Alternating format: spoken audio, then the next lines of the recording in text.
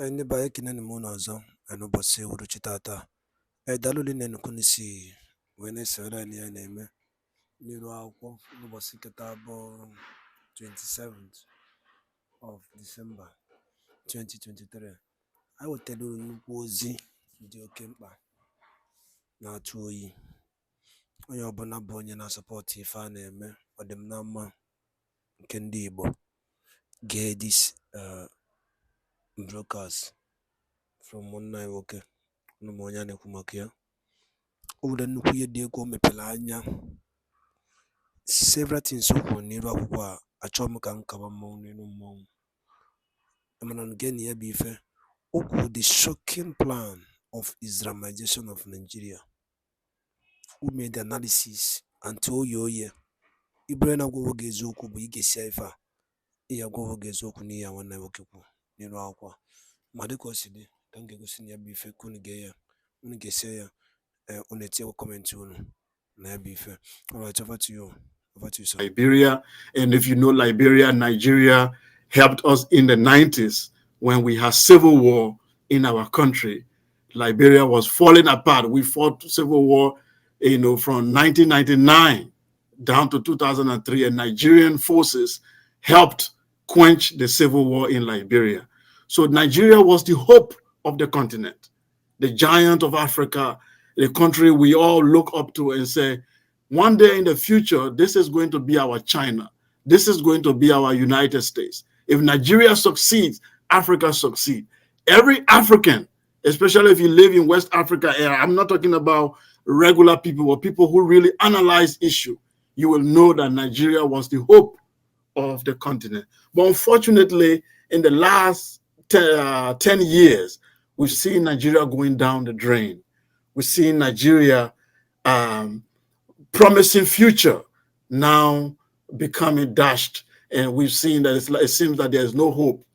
So when people are making a lot of analysis, I come in and tell them that this is my own understanding. The problem in Nigeria is a summary of what is happening in all of African countries, which is number one, the way we got independence, the institutions that we inherited were not decolonized.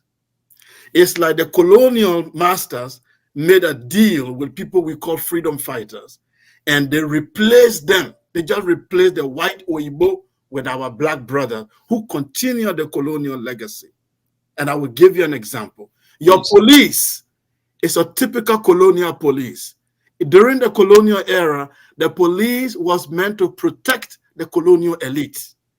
The police was there to beat up the people, subdue them, and terrorize them to protect the colonial masters. That's what the African police do now. That's what the Nigerian police does. The elite of the colonial era, they were bourgeoisie who lived in Africa, but then their real home is London. Their hospital is Paris. When the colonial masters get sick, they take them to Lisbon, they take them to Paris, they take them abroad to go to get treated in the what they call the metropole. And the Africa was the farm, was the place they work, was where is where you extract the natural resources. The London is where you go to enjoy it. Our elite are following the same pattern.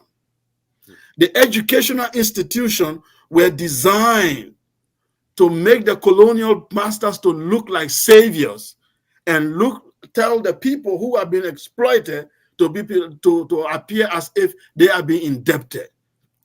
They have to be grateful to the colonial masters for giving them education.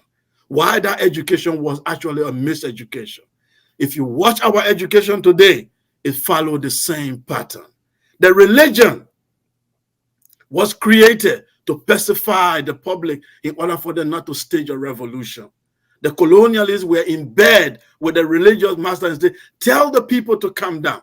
In fact, our traditional rulers, some of them were compromised. Those of them who refused to compromise were removed from their throne. If you compromise with the colonial system, then you remain on your throne. Today is the same thing.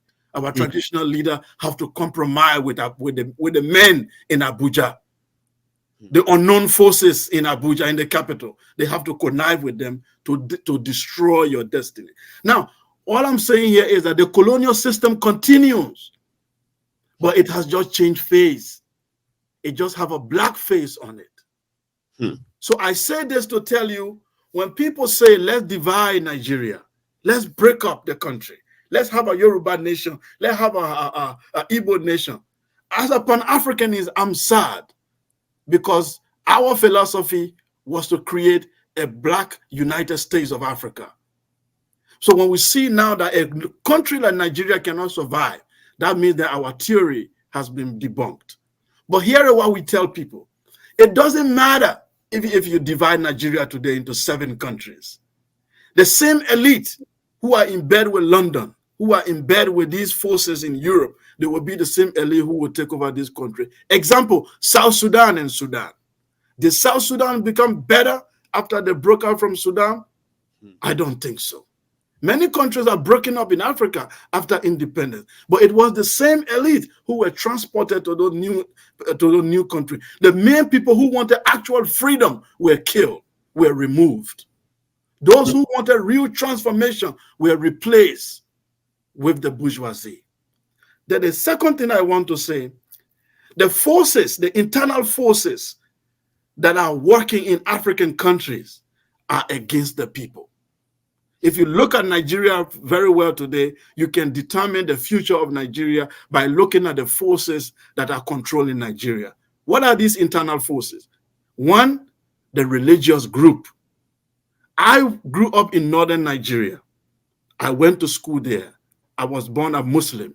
I studied the Quran. I went to, if you have been to Niger State, Mina, if you know the institution called RET, Islamic Education Trust in Mina, controlled by Sheikh Ahmed Lemu. Those are the people that brought me up. They gave me scholarship. I went to that school in New Horizons College. I graduated there. I learned the Quran. I was a Muslim until I started traveling, and I decided to put religion aside. What I saw in northern Nigeria is that these people were colonized twice. They were first colonized by the Sokoto Caliphate through the Islamic Revolution. They were still under that colonialism, then the British colonialism came. So they are not in alignment with you in the South. You don't understand. They are operating under 2 influences of colonial culture that they have inherited. One, they inherited an extreme version of Islam called Wahhabism, which even Saudi Arabia is trying to abolish and embrace modernity. This northern Nigeria inherited an archaic, outdated Islamic view that came from Baghdad and Saudi Arabia those days. They inherited it. And it is very much entrenched in their culture. They do not believe in Nigeria as long as they are not on top. As long as Islam, though, for them, the vision for Nigeria is for Islam to triumph. That's the understanding for them. The destiny of Nigeria must lean toward Islamic revolution. That is the elite, the agenda. I'm not talking about the ordinary people on the street. They don't know what's going on.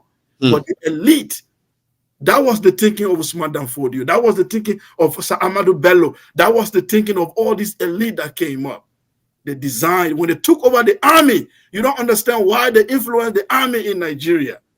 Their vision is to lead what Islamic revolution. Now, for you guys in the South, you had only one colonialism, which is the European. That's why there are people, Chris, John, Johnson. When you are tired of European colonialism, you fall back to your culture. They don't have no culture to fall back to.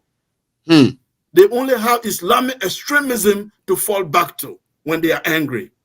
That's why every riot in the North take an Islamic tune.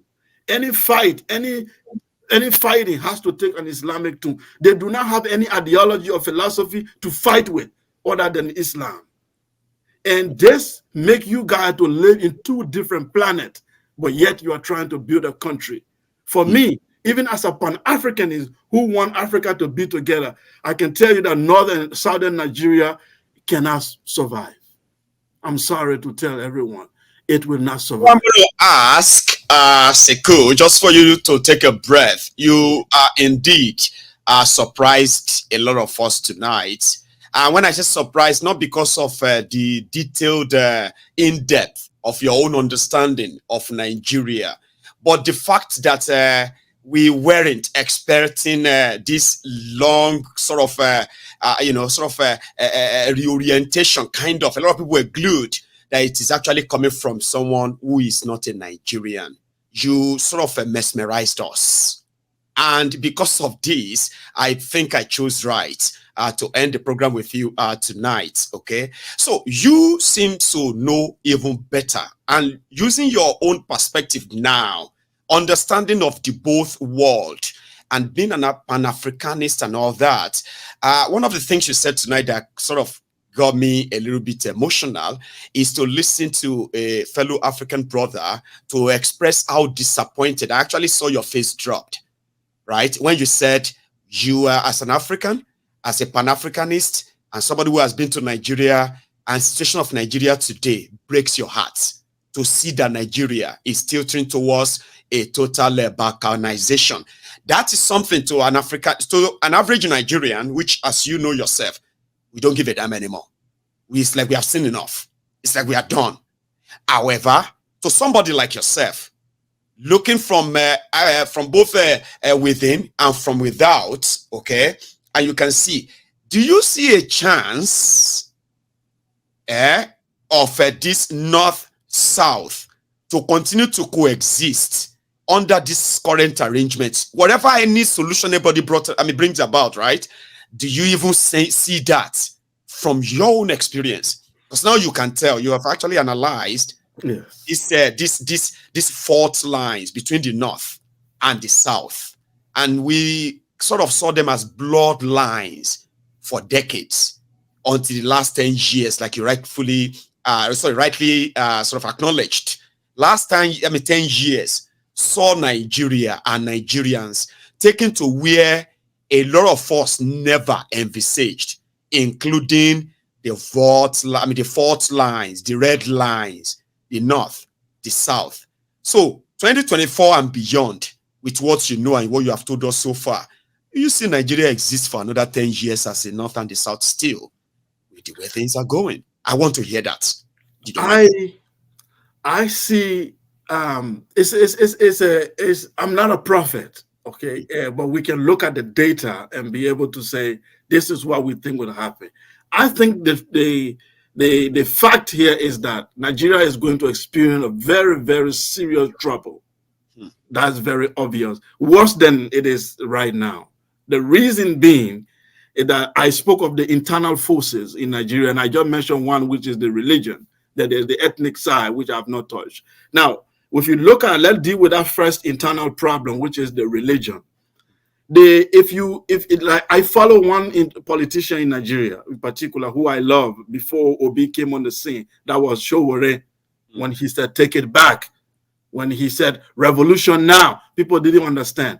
Nigeria needs a revolution. And when we say revolution, it's not just people moving on the street or what, a transformation of thinking and transformation of institution, complete transformation. Now, that transformation, even if you do it the way Showore wanted, you will have to do it twice. You will do one revolution for Nigeria, then you will do another revolution for the North. Anything you do to Nigeria, you have to do it twice in the North before it will succeed. You take your NSAS, for example. When all of you in the South were running around to change the police, did you see the North move? No.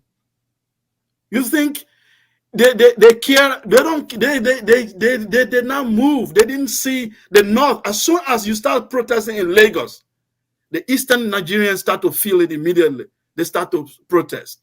When something happened to Mohbad, you see people talking. Watch the social media. When you see people start talking in Western Nigeria, it moves straight to the east. It moves straight to the other part. The North doesn't budge. It does not move. You need 2 times that revolution to bring the North into the picture. And said they are using this population democracy where who vote, the religious extremists in the North will continue to use these uneducated, illiterate people to continue to vote the wrong people in power. For that, they have taken Nigeria hostage. And those of you who want real change for Nigeria, they will isolate you. They will isolate you. They will make sure that you become the enemy of the state. And if you don't take time, they will eliminate you one by one until this pact that they created, South North, which is a fake pact that they created. You know, Buhari, then after that, Tinubu will rule, then another Yoruba. The truth is, the extremists in the North are looking for elements, religious, Islamic element in the Yoruba ethnic group to use them to destabilize that mighty people who have built empires like Oyo and other places long before anything. But they are looking for some weak elements. Like Tinubu is a weak element. People think he's powerful, but he's a weak element in the Yoruba war. These are the weak elements they want to use to be able to push the Islamic agenda. People have been telling you that Islamic agenda is a lie. No, it's true. I can tell you that I was born a Muslim. My people have been Muslim since the 7th century. I'm a Madinga. And we have been Muslim. There is nobody in my ethnic group who is Christian. All my people have been Muslim. And I studied Islam in northern Nigeria. And I'm telling you, the agenda is to push that country toward Islamic agenda or destroy it completely. So to your question, I will tell you that Nigeria does not have a bright future for now. It doesn't have a bright future for now. The elements that are in the north, and most of them are receiving grants. Some of them, even in university, they are getting grants from this Qatar, and all the extreme Islamic group are giving them money. And they are building, their power is increasing day by day in the political system. They are even creating billionaires that eventually tomorrow they want to control western part of Nigeria. The East a little bit stubborn for them. Eastern Nigeria is stubborn. That's why they are isolating them. The isolation of so-called Igbo, it's not because Igbo hate Nigeria. Igbos are the most Nigerian than any Nigerian. They are every part of Nigeria you find them. They have their own problem for sure, like every African group. But ndị be anyị daalụ nne nụ maka ịkwado nkwa na gere wetara n'ihe ọbụla bụ masịta maka ife a na-eme n'iru akwụkwọ maka nwere onwe ndị ka ọ ga-esi dị mma ka be anyị ga-esi dị mma. Unu gee ntị, unu afụgo ife nwanne nwoke kwugasị n'iru akwụkwọ ebe ọ dọtagasị aka wee na-ekwu okwu. Unu fụrụ ihe okwu n'eziokwu ka egwu n'ụwa ya eziokwu asị adịrọ na ya. O mepee nnukwu anya dị oke mkpa gbasịta maka ife na-eme n'obodo a and the plan of Islamization. Kedu ka ị ga-ebe ife gịnị ka ị nwere ikwu na gbasịta maka ebe ife n'ụdị nke gị? Drop kwara the comment on the comment section below. Alright, also stay tuned at Eastern News 24 dịka anyị na-ewetakwuru nnukwu ozi dị oke mkpa na anyị ga-enyekwa unu ya bụ ife nke anyị na-akpọkwa evening tea mgbe ọ kụrụ elekere nke 9 anyị ga-ewetara unu ya bụ ife n'iru akwụkwọ a. Daalụ niile na ụmụ Chineke nwa nke mesịa n'ụmụ Igbo.